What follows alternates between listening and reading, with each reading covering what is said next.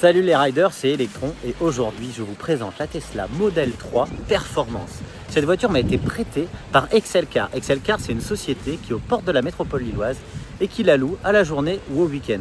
J'ai rencontré Stéphane, un de ses dirigeants, super sympa et qui me la prête pour moi, pour vous, pour un petit run sympa. Je vous emmène. Alors nous voilà à bord de la Tesla. La Tesla, c'est à peu près 430 chevaux. On a une autonomie de 530 km. Un 0 à 100 en 3 secondes 4. On va essayer, ça dépote. On a l'estomac planté au fond. C'est un truc de dingue. On a la carte. On la positionne ici. Il y a un capteur. On la démarre. Et c'est parti.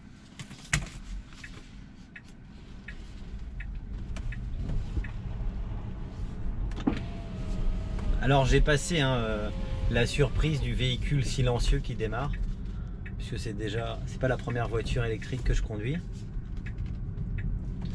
mais on s'en lasse pas. Honnêtement, plus on roule en électrique et plus on a envie de rouler en électrique.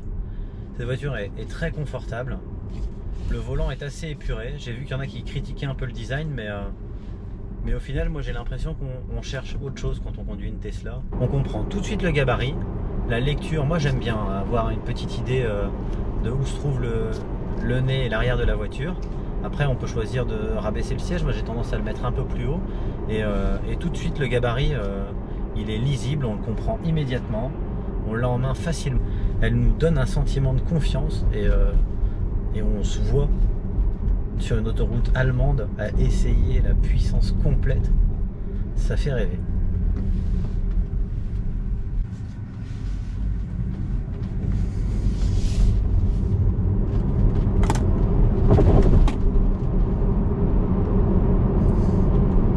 Très grisant, très agréable.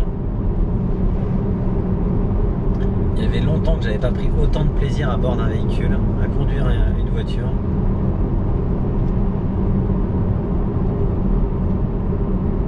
C'est une expérience, il faut la vivre pour comprendre. On n'a pas fait les fous, on a roulé un petit peu, on a l'autonomie qui est descendue normalement. Là je suis en descente, j'ai lâché l'accélérateur. Et en fait, comme je l'ai lâché complètement et j'ai relevé le pied, j'ai un espèce de frein moteur, une récupération électrique. Ça fait un bon frein moteur. Et une fois qu'on a pris l'astuce, en fait on comprend. La première fois qu'on lâche l'accélérateur et qu'on se retrouve un peu sur le frein moteur alors qu'on n'a rien demandé, on a l'impression que la voiture a décidé de freiner toute seule. En fait c'est un jeu qu'on a avec la position du pied. Et quand on n'a pas compris... Quand on l'a pas conduit, on l'a pas compris, du coup on comprend pas trop le principe. Par contre, une fois qu'on a pris cette habitude, ben c'est simple, on relève le pied, on laisse le pied sur la pédale, on est en roue libre, ou en roue libre, pardon. Par contre, on lâche le pied, hop, la voiture freine. Je laisse traîner mon pied dessus, la voiture maintient son allure. Là, on est en pleine campagne. Wow.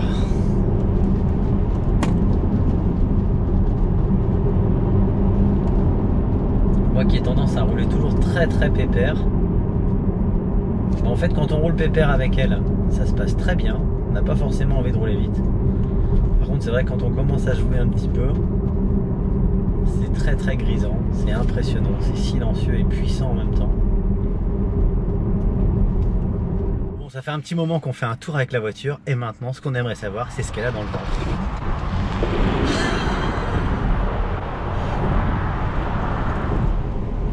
Et là ça marche fort. C'est impressionnant. Pour une voiture, il n'y a pas un bruit. Il n'y a que de la puissance, que du couple. On est collé, on se sent en sécurité totale. Ça décroche pas d'un poil. Il y a l'électronique derrière qui prend le dessus, qui contrôle tout. On est électroniquement un pilote, j'ai envie de dire. C'est sensationnel. Je pensais pas que j'allais prendre autant de plaisir à vous emmener dans la Tesla. Je vais m'arrêter un petit instant et on va faire le tour du véhicule.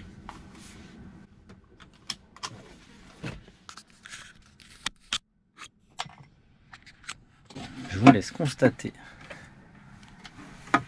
le tableau de bord. Ici, on a la possibilité d'ouvrir la boîte à gants.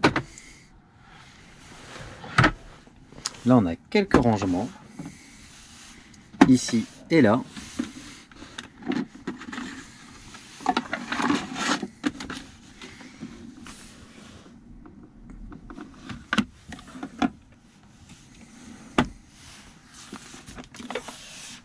On a encore des boîtes de rangement sous la coudoir. Pour ouvrir le coffre, ça se passe ici à l'arrière et ici à l'avant. J'en profite pour vous montrer la sellerie.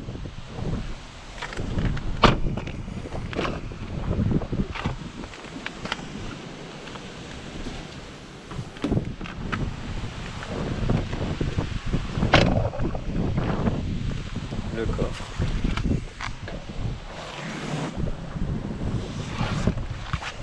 Qui est assez grand.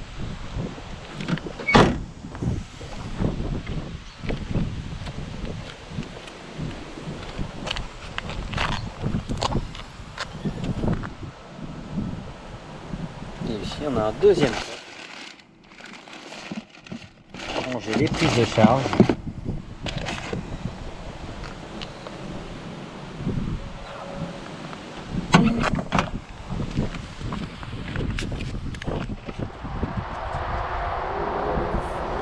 Ici on a un tableau de bord qui est au départ, qui paraît au départ déroutant. C'est une grande tablette. Mais au final, il est tellement intuitif. Tout à l'heure, je me disais, mais alors on est où la batterie? J'ai appuyé sur la pile, j'ai vu où était la batterie. La voiture, il y a une petite voiture, on a accès à tout. Je me suis dit aussi que j'allais conduire en mode sport. On le désactive ou on l'active facilement. On a accès aux commandes de direction, si on les veut assister, plus ou moins. On a accès à l'autopilote. Donc j'ai essayé tout à l'heure sur l'autoroute. C'est déroutant, mais on comprend vite. Ça reste très accessible. Et très agréable. Si j'ai bien compris, il faut être au-dessus de 50 km/h, donc on pourrait presque essayer là. Donc là j'ai mis le régulateur, par contre l'autopilote, je suis pas certain qu'il puisse s'activer. Voilà, autopilote activé. La voiture reconnaît la route, elle prend les marquages au sol et elle suit elle-même le marquage au sol. Donc là il y a le régulateur qu'on peut monter ici, la vitesse. On peut pas parce qu'elle a vu le panneau 50, donc elle voulait pas dépasser les 50. Ici elle a vu qu'on pouvait rouler à 70. Donc ici 70, elle se trompe. Au final normalement c'est 70, donc je vais la mettre à 70, elle va y aller. Et c'est elle qui suit la route. Alors le pilote automatique, si on appelle ça comme ça, n'est pas autorisé sur le sol français. Donc au final on a toujours une assistance de conduite et on doit toujours garder plus ou moins la main sur le guidon. Mais si on fait rien, au final la voiture nous traîne quand même sur la voie et nous regarde le chemin. Une fois de temps en temps, elle nous donne une petite indication, ne lâchez pas le volant. Et si on ne le fait pas, elle bip, elle se désactive et elle refusera de conduire. Mais regardez, là on va attaquer une courbe à gauche. C'est la voiture qui prend le pilotage. Alors là, je ne sais pas si elle va ralentir. C'est 50, elle me le dit, elle me prévient. Je vais ralentir. Et comme je ne respectais pas la limitation de vitesse, à la minute près, elle a coupé l'activation de la conduite pilotée, ou c'est peut-être parce que j'ai ralenti en toute 50, ça doit être ça. C'est très silencieux, c'est très agréable.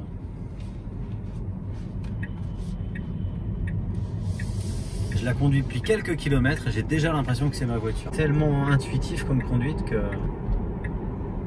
qu'il n'y a pas photo. En fait, faut pas essayer parce que ça donne envie. Et puis c'est en silence, alors on pourrait dire c'est super assisté, du coup c'est pas rigolo, on n'a pas de sensation, croyez-moi que là ça se colle au fond et que pour les sensations on n'est pas en reste, ça c'est sûr qu'il y a aucun problème. Alors j'avais vu quelques vidéos où les gars critiquaient parce que le compteur n'est pas devant et en fait moi ça me dérange pas du tout. Parce qu'on a une relation avec le macadam qui est quand même assez sympa, du coup on a beaucoup moins d'informations devant les yeux. De toute façon, il y a le régulateur, il y a l'assistance à la conduite, il y a plein de trucs. Et le compteur il est là, on baisse les yeux là ou là, c'est un peu pareil. Sauf qu'on a le champ visuel qui est toujours libre. Et moi je trouve ça plutôt agréable. Moi qui fais beaucoup de deux roues, on a cette sensation d'ouverture du regard qui est quand même carrément sympa. On l'a de devant jusqu'à l'arrière. Pour les passagers, comme il y a le toit, c'est plus du panoramique, hein, c'est le toit total de l'avant à l'arrière. Quand on est assis derrière, on n'a pas du tout de sensation claustrophobique. Mais ben, je suis amoureux de cette voiture. Je savais que j'allais me faire plaisir, mais à ce point-là, honnêtement, je m'y attendais pas.